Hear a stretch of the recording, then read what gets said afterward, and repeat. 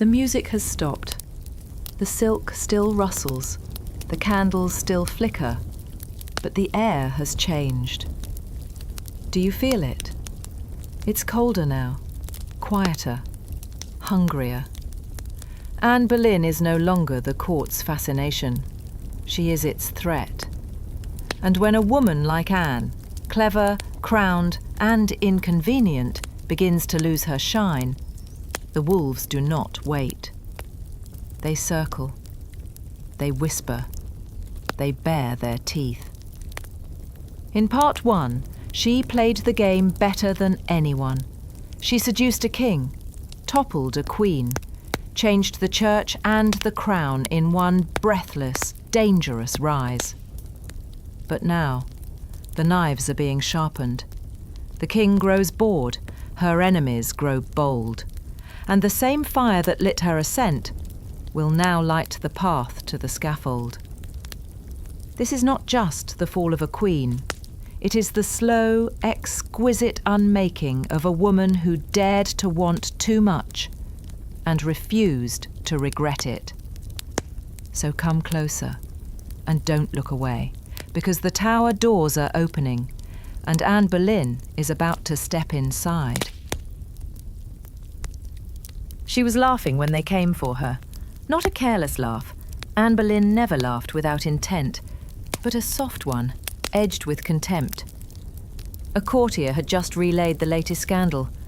James Seymour, sweet, simpering Jane, had accepted a locket from the king, a golden trinket holding his portrait, offered in full view of the court. No blush, no protest, just a downturned gaze and a curtsy, as if that made it modest. Anne had scoffed. She leaned back in her chair, her fingers brushing the silk of her skirt, still soft despite the aches beneath her belly. She murmured something dry, something about Jane's spine being as limp as her virtue, and let herself smile. And then the doors opened. The men who entered did not bow. They did not speak her name with reverence. They did not meet her eyes with warmth. They came with parchment, with titles, and with orders. Orders from the king. She was told the words, but not the details. Treason, adultery, incest. She blinked once, then again, not from shock, but from the sheer absurdity of it. Her, adulteress, with who? She had hardly been alone in her own chambers since the miscarriage. She could name every man she'd been near, and not one of them would be foolish enough to even breathe improperly in her presence. And incest, with George. It was laughable, grotesque, desperate. Anne stood slowly. Her chair scraped lightly against the floor. She didn't weep. She didn't collapse. She merely lifted her chin and said, "I suppose I am to pack." The men didn't answer. They didn't need to. The tower loomed on the horizon like a bruise. Anne had entered it once before, on the eve of her coronation, welcomed as a future queen with velvet banners and trumpet fanfare. Now she passed through the same gates in silence, escorted by guards, her ladies trailing behind her like shadows already in mourning. The river smelled of rot and iron. The air was damp and close. The sky that day was grey, not dramatic, not stormy, just indifferent, which somehow made it worse. Inside the tower she was given a room, not a cell, not yet, and told to wait. She touched nothing. She sat by the window staring down at the courtyard below and watched the guards walk their circuits with eyes like stone. She could hear the city beyond the walls, faintly, the clatter of wheels, the cries of market sellers, the bells of distant churches. It all continued, as if she had never existed. One by one, the names were revealed. Sir Henry Norris, Mark Smeaton, Francis Weston, William Brereton, and her brother, George Boleyn. Men she had spoken with, danced with, shared dinners and jokes and glances with, and now, just like that, they were condemned as her lovers, her conspirators, her co-traitors. Anne felt a tightness begin to coil behind her eyes, a tension she didn't allow to break. Not yet. She refused to scream, refused to beg. That wasn't the game she had played. Cromwell's fingerprints were everywhere. Anne knew him, had once relied on him, had once underestimated him, but now she saw the brilliance in his treachery, the way he twisted every glance into seduction, every word into evidence, every moment of Anne's life into ammunition. And Henry? He believed it. Or perhaps he needed to. She had not seen him since her arrest. Not a message, not a note, not a whispered reassurance through a loyal guard. Nothing. The same man who had once written that he would give up his kingdom to kiss her lips was now silent. Anne didn't know if it was guilt or satisfaction that kept him away. But she knew this. She was no longer his obsession. She was now his problem. And Henry Tudor did not keep problems. He ended them. On the third night she wept. Not loud, not broken, just quietly. Tears slipping into her collar, staining the fabric no one would ever launder again. Not because she was afraid, but because she had played so well, and still, somehow, the game had turned on her. She had thought intelligence would be enough, that love, real or performed, could secure her, that queenship was armour. But now she was just a woman, alone, accused, and soon, she feared, erased. The tower had a way of shrinking time. By the end of the first week, Anne no longer knew which day it was. Morning arrived without ceremony, no music, no warm cloths, no chattering ladies to draw open her curtains. Just the grey wash of cold light slipping through the narrow windows. She was not treated like a common prisoner. She was still a queen, in name if not in favour. But dignity, she quickly learned, was a luxury of the free. Her chamber was bare but clean. A narrow bed, a rough table, a stool near the hearth that was never quite warm enough. Her meals were simple. Her guards did not speak unless spoken to. And the only woman permitted near her was Lady Kingston, polite, respectful, and clearly instructed to observe more than serve. Anne smiled at her, often. Not because she trusted her, but because it was disarming. She still knew how to play. On the fifth day, the questions began. Not in the form of formal trial, not yet, but in quiet, probing interviews. Gentle, almost polite at first, framed as curiosity, as concern. Why had she spoken so often with Mark Smeaton? Had she ever been alone with Sir Henry Norris? What did her brother George discuss with her behind closed doors? Anne answered with precision. No, she had never been improper. Yes, she had spoken freely. She was queen, not a mute. And George? He was her brother. Brilliant, loyal, unafraid of her intelligence, which was more than could be said for most of the men on council. Her tone was firm, measured, unshaken, but inside she could feel the noose tightening. Anne was told that Smeaton had confessed. She laughed, coldly. Of course he did, she said. That's what men say when the rack whispers in their ear. She did not believe it, not for a moment. Smeaton had adored her, yes. All courtiers adored her, but that wasn't a crime. Unless admiration had become one. And if it had, the court was in trouble. Each day blurred into the next, and still no word from Henry. No visit, no letter, no gesture of mercy, not even rage. Anne could have handled rage. She would have welcomed it even, shouted accusations, slammed doors, wild declarations of betrayal. That she understood. That was passion. But this deliberate absence, it chilled her more than any sentence. One afternoon, Lady Kingston brought news in a whisper. Sir Thomas Wyatt had been arrested. Anne went still. She hadn't thought of Wyatt in months, not since before Elizabeth. But once, long ago, He had written her poetry, called her dark-eyed and dangerous, loved her from a distance, though she had never returned it, or so she had told herself. Now even that old rumour had been unearthed, turned over like a rotting root. Who else would they drag down with her? At night, Anne did not sleep much. She lay on her side, her fingers curled beneath her chin, and stared at the stone wall across from her bed. Sometimes she mouthed Elizabeth's name, over and over, as if saying it might protect her. She tried not to think of her daughter, but failed. Would Henry keep her safe? Or would he decide the child was no longer useful now that the mother was in disgrace? Anne's jaw clenched. No, he wouldn't dare. Elizabeth was his heir, for now. And even Henry couldn't rewrite the law that quickly. Could he? She kept her spine straight, her voice cool, her gowns, even now, fastened carefully. She would not go to trial looking like the mad, fallen woman they painted her to be. Because Anne understood something her accusers never quite did. There was power in poise, even in a prison, especially there. But the list was growing. Francis Weston, William Brereton, George.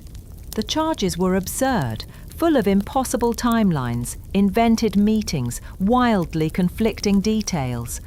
Any court of logic would dismiss them. But this wasn't a court of logic. It was a court of Henry's will, and Henry's will had shifted. One evening, Anne asked Lady Kingston for parchment.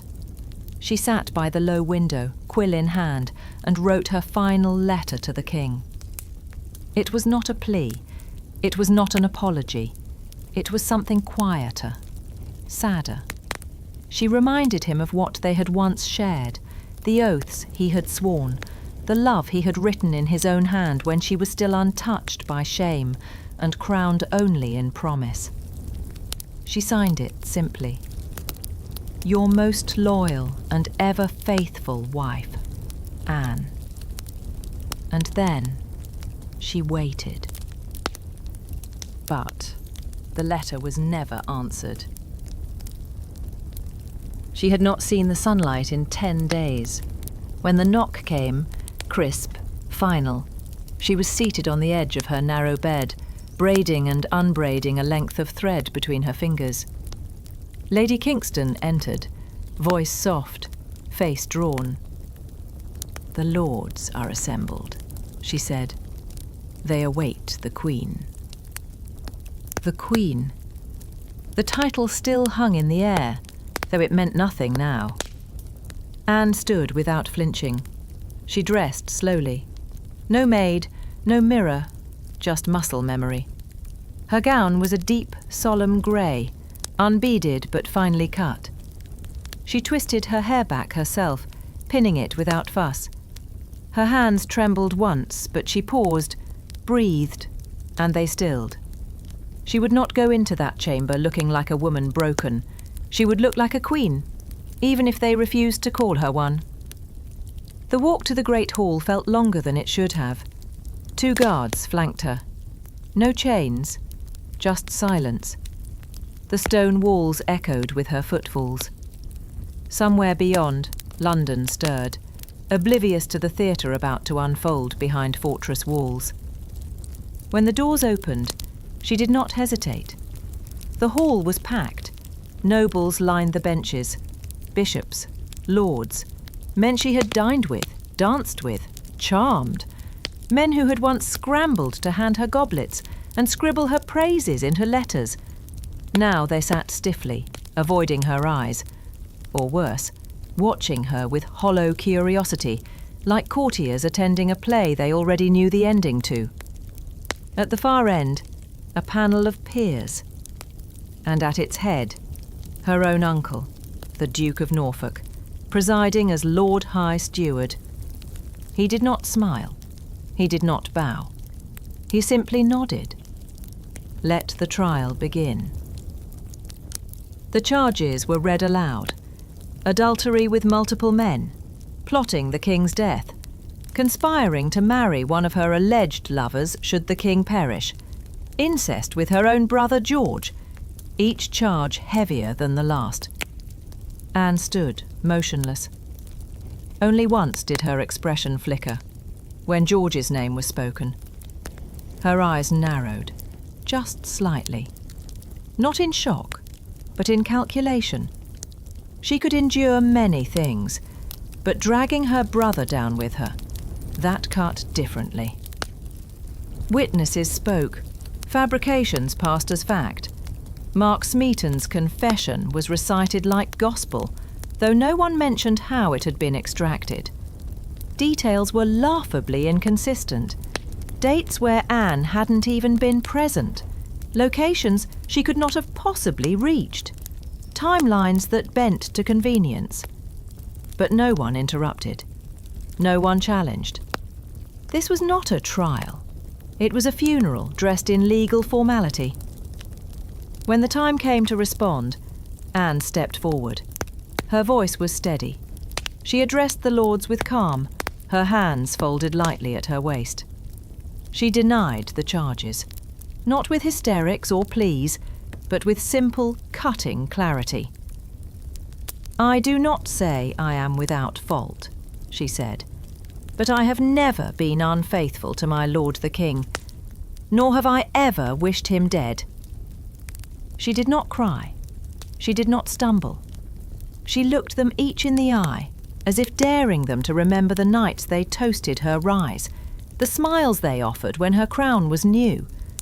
Now they looked away, cowards, all of them. The verdict was unanimous, guilty. Anne did not flinch. When asked if she had anything else to say, she only replied, "I submit myself to the king's mercy and to God's judgment." She bowed, turned, and walked out with her spine unbroken. She would not give them the satisfaction of collapse. Back in her chamber, Anne said nothing for hours.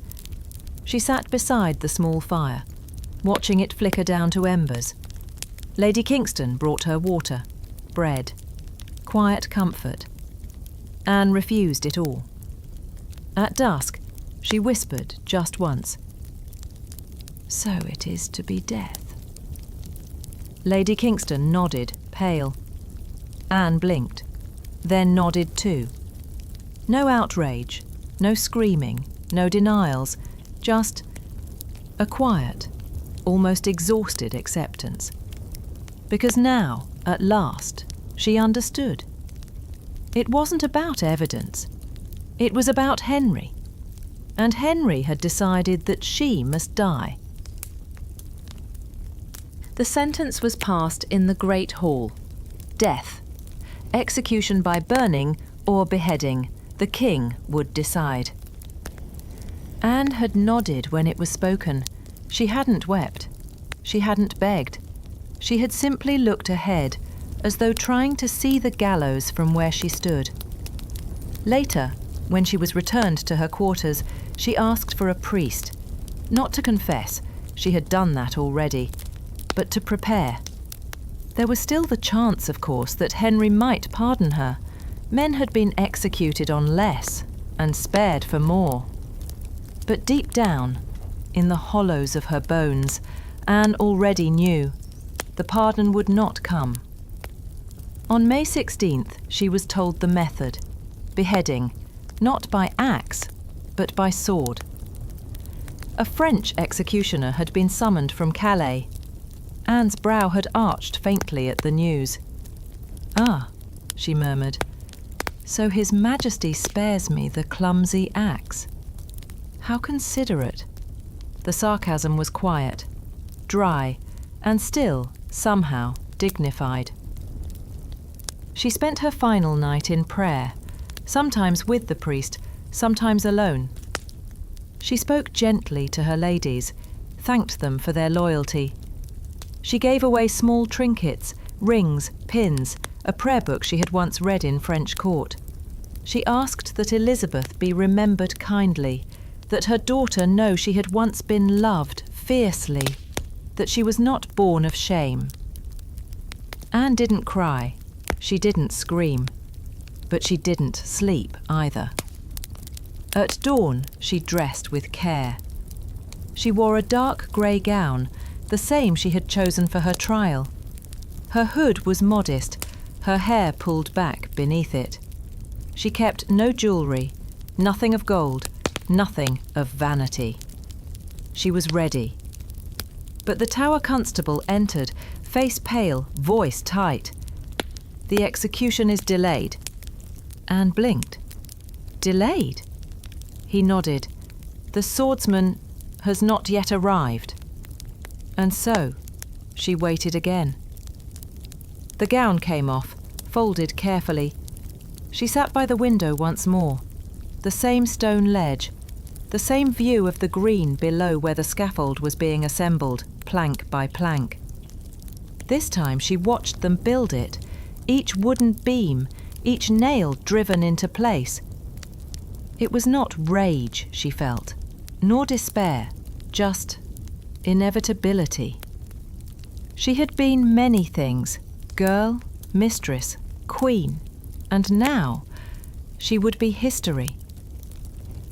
That evening she whispered a few words to her ladies. "I heard that I shall not die afore noon, and I am very sorry to delay you," she said. "I thought to be past my pain by now." She smiled then, not bitterly, just with bone-deep exhaustion. The next morning, May 19th, was clear. The sky was a pale, cloudless blue. Anne rose before the sun, dressed again in her grey gown, took communion, said nothing unnecessary. Her women wept, but she consoled them. "Do not grieve," she told them softly, "for I am going to a better place. And I die the king's true wife." She repeated it twice, not because she believed it, but because it mattered that someone heard it said. When they came for her, she stood without help. Her walk across the courtyard was slow, but not unsteady. The scaffold rose like a stage, bare, clean, final, a block at its centre. The French swordsman stood ready, blade hidden in the folds of his cloak. Anne climbed the steps. The crowd had gathered, silent, hundreds, maybe more. Nobles, servants, strangers. None of them would forget this, because queens were not supposed to die like this. She turned to the crowd and spoke. "I am come hither to die," she said, "according to the law, and by the law I am judged to die." She did not accuse, she did not blame. She spoke of the king. "He hath been ever a good and gentle sovereign lord unto me, and if any person meddle with my cause, I require them to judge the best." Her voice did not tremble. She removed her hood. Kneeling on the scaffold, she tucked her gown beneath her so as not to appear indecent in death. She prayed, aloud, then quietly, then silence. The swordsman stepped forward, still hiding his blade. He called to his assistant to fetch his sword, a distraction. Anne turned her head, and in that instant he struck, clean, swift, without warning. Anne Boleyn's eyes never opened again. The scaffold was dismantled by mid-afternoon. The sawdust was swept, the blood washed from the wood. By evening, it was as if she had never stood there. Anne Boleyn, queen, mother, seductress, threat, was now a name to be spoken in past tense, and not too loudly. There was no grand funeral, no procession, no prayers sung for days in candle-lit chapels. Just a coffin, or what passed for one. A wooden chest, once used for arrows, was fetched from the tower stores. Her body was placed inside, her head beside it. and she was buried in the chapel of St. Peter ad Vincula, beneath the floor. Unmarked, unnamed, forgotten by design. That same day, Henry VIII wore white. He had been hunting that morning. His mood was reported as relieved. Some even said cheerful. By the end of the week, he was already planning his next wedding. Jane Seymour, silent, pale, pliant, had been kept nearby at Chelsea. She had not wept. She had not objected. And on May 20th, the day after Anne's execution, she and the king were formally betrothed. It took less than 24 hours to replace her. At court, a new silence settled. Not of mourning, but of caution. Courtiers adjusted. Those who had been close to Anne suddenly remembered old loyalties to Catherine, or newfound respect for Jane. Ladies who had once copied Anne's French hoods now wore simple English caps. The Boleyn name was no longer fashionable. It was dangerous. George Boleyn had died with her, executed on charges just as fabricated. Their parents, Thomas and Elizabeth, were not invited to the burial, nor informed until it was already done. Elizabeth Boleyn would never recover. She died 2 years later. Thomas Boleyn retreated to Hever Castle, stripped of pride, of title, of children. And what of Elizabeth? The child Anne had fought so fiercely to give a crown. She was declared illegitimate, her royal status revoked. She was moved from Greenwich to Hatfield and placed in the care of servants. She was just 2 years old, too young to understand that her mother had died for her crown, too small to know that she was now a pawn, tolerated, not treasured. But she would remember, eventually. As for Henry, he spoke of Anne rarely. When he did, it was with indifference, at times disgust. He ordered her portraits removed, her emblems scratched off walls. Her initials, A and H entwined, were chipped out of stone with chisels. But not all of them. In a few corners of Hampton Court, the monogram remains, carved in haste, preserved by accident, too difficult or too costly to remove. Anne lingers. The tower kept her secret for years. Its stones still remember the sound of her voice, the echo of her footsteps, the quiet dignity of a queen who died without flinching.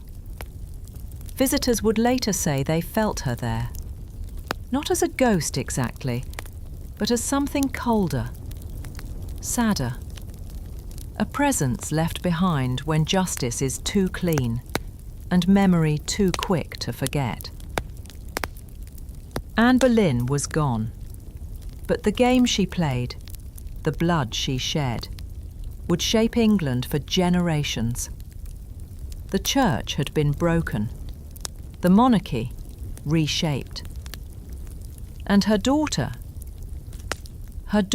would rise. But that story waits.